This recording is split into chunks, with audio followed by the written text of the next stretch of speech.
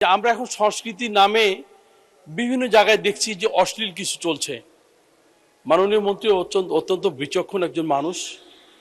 আমরা চাই যে এই অপসংস্কৃতি বন্ধ করে যে এই যে যে নৃত্য এবং অশ্লীল যেগুলো চলছে, সমাজকে বেহাল্লাপনার দিকে নিয়ে যাচ্ছে, সেগুলো বন্ধের বিষয়ে সরকারিভাবে কোনো ব্যবস্থা গ্রহণ করা হবে কিনা, এবং এটা গ্রহণ করা জরুরি বলে আমি মনে করি। স্পিকার, আপনাকে ধন্যবাদ।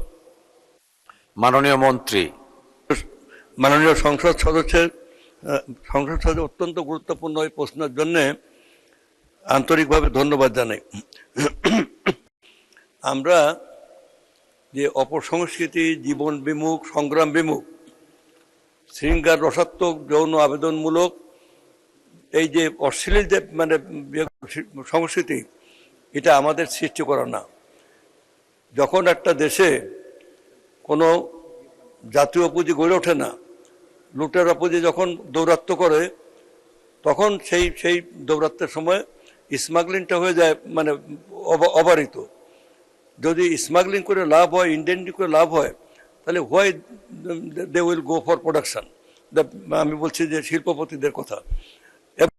লুটপাটের অর্থ দিয়ে যা ইচ্ছে এভাবে শিল্প, সংস্কৃতি, আইন ব্যবস্থা, শিক্ষা ব্যবস্থা সব কিছু ধ্বংসস্তূপের উপর এসে আমরা যখন এসছি, আমরা পরিবর্তনের চেষ্টা করছি। পরিবর্তনের চেষ্টা ব্যাপকভাবে করা হচ্ছে। মাননীয় সংসদ সদস্য প্রশ্ন করেন আমাদের আগামী প্রজন্মের জন্যে। আমরা আগামী 19 তারিখ থেকেই সারা বাংলাদেশের প্রত্যেকটা প্রাইমারি স্কুলে, হাই স্কুলে, তারপরে মহাবিদ্যালয়ে, বিশ্ববিদ্যালয়ে আমরা পর্যায়ক্রমে প্রথমে প্রাইমারি স্কুলে, সেখানে আমরা শিল্প, সংস্কৃতি, ক্রীড়া এবং আমাদের তথ্য প্রযুক্তি, পর্যটন, আমরা যৌথভাবে আমরা কাজ করছি। এখানে আমরা যে সমস্ত উপজেলায় শিল্পকলা নেই, বগুড়ায় জেলাতে শিল্পকলা আছে, জেলার থেকে উপজেলাগুলো দেওয়া হয়।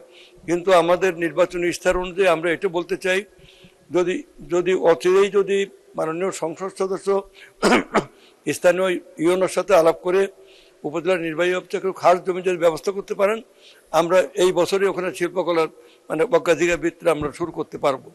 আর যতদিন সে না হচ্ছে, আমরা উপজেলায় যে সমস্ত ইউনো অফিস আছে, উপজেলা নির্বাহী কর্মকর্তার অফিস, নতুন একটা ভবন হয়েছে, সেখান থেকে আমরা একটা বা দুটো রুম নিয়ে আমরা শিল্পকলা কর্মকাণ্ড ওখানে শুরু করব।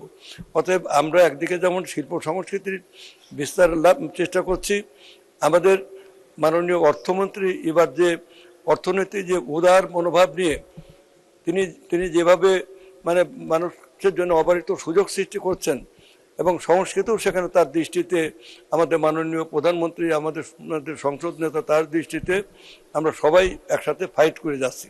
আমরা বিজয়ী হব, আমরা জয় করব, ভয়ের কোনো কারণ নেই। এবং মাননীয় সংসদ সদস্য আমাদের এই অভিযাত্রার অংশীদার হিসেবে থাকবে। আপনাকে ধন্যবাদ।